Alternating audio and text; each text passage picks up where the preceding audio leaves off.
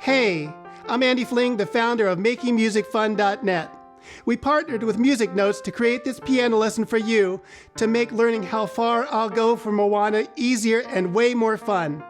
If you'd like to listen to the arrangement before you get started, skip to the end of the lesson. If you'd like to print the sheet music to practice after the lesson, click the link below the video.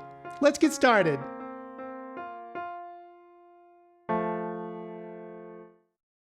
Let's begin with the melody in the first two measures.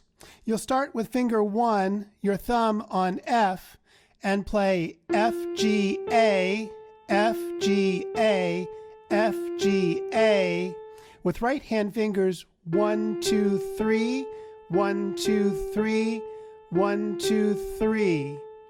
It sounds like this: F, G, A, F, G, A, F, G, half note. Try it, saying the note names as you play and counting the half note by saying the two-syllable phrase half note. It will help you to play the half note for the correct number of beats, which is 2 beats.